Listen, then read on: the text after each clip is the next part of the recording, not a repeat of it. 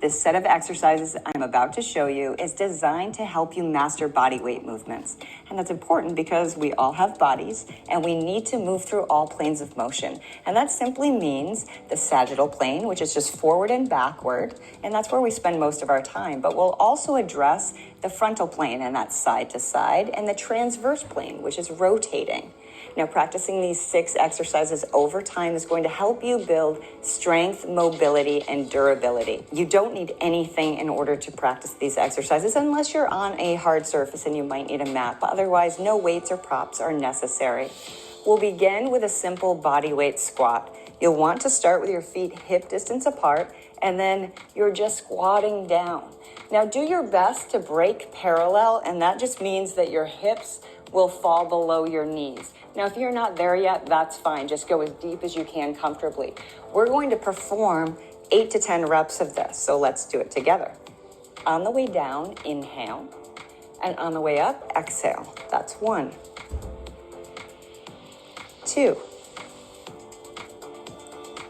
3. Now, you might notice that my feet, keep going with me, my feet are pointed straight forward.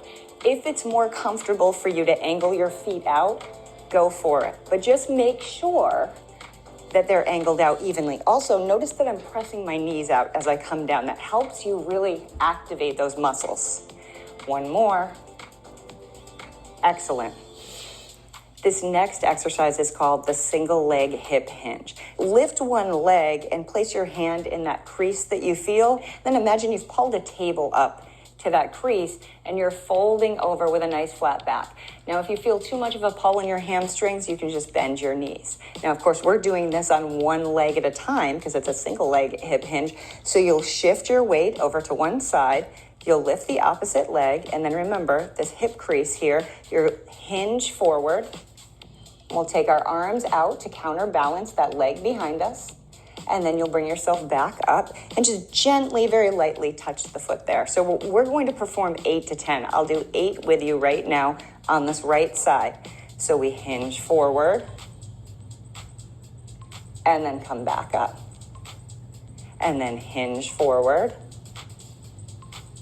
and come back up. This is definitely going to challenge your balance. If you need help with balance, you can always put a chair next to you or be able to hold the wall as you perform this. So that's 4.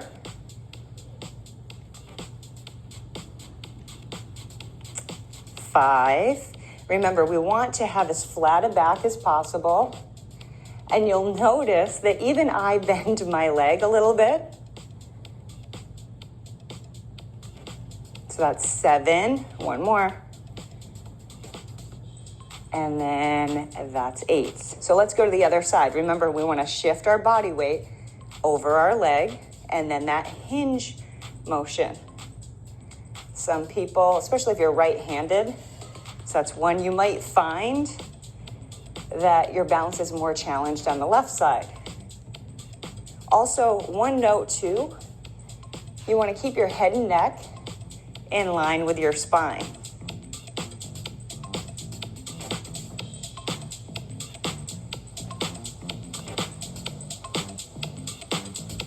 So that's 5, 6, 7, last one. And remember, that back leg does not have to be straight. Just do your best. To set up for this, I want you to hinge your hips back, but you're going to bend your knees. So hinge your hips back like this. Feet are still hip distance apart. And then you'll set your hands just outside of your knees. Now, it's called a Y raise because you're going to be lifting your arms up into a Y.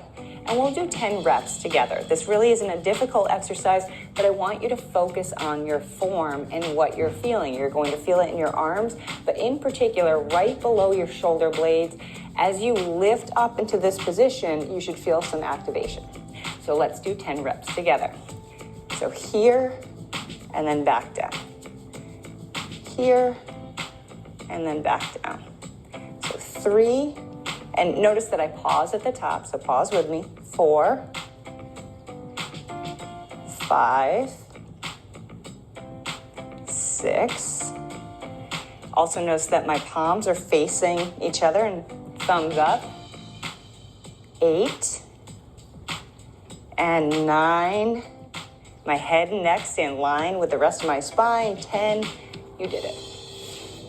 This next exercise is a basic push-up. Now, I know push-ups can be difficult for people who don't practice them on a regular basis, so feel free to leave your knees down if that's more comfortable for you.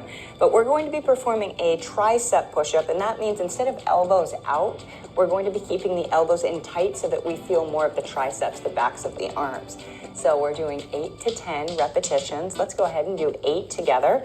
So you set up in a plank position. Your wrists are right underneath your shoulders, and then your feet are hip distance apart. Make sure that your butt isn't up high, your core is engaged, and you have a nice long line with the back of your body. Your head and neck stay in line. I'm looking up to talk to you occasionally, so here we go. So inhale, come down, and then exhale, push up. That's 1. Inhale, come down. Exhale, push up. 2. 3. Remember, you can keep those knees down if you need to. 4. 5. Core is tight. 6. 7. 8. This next exercise is a kneeling T-spine twist. So you'll get into the position like I am here, if possible, sitting back on your heels, and then just place your hands in front of your knees, and then we'll replace the left hand position with the right hand. So my right hand is now in front of my left knee. And then what we're going to do is take this left hand and raise it up. So that would be 1 repetition. We're going to do 8 to 10. I'll do 8 with you. So that's 1. As we inhale, we take that arm up. Exhale, bring it down. That's 2. So we're focused on rotation from the middle of our back. 3. We follow that hand back. 4. Big inhale, bring it back down. 5. 6. 7. Last one. 8. Now, same thing, other side. So we're going to place the hands back in position, replace the right with the left, and then here we go. 1, 2. Now, this left hand stays stationary so that you're not shifting, and then you're able to move more. That's 4. More from the middle of your back.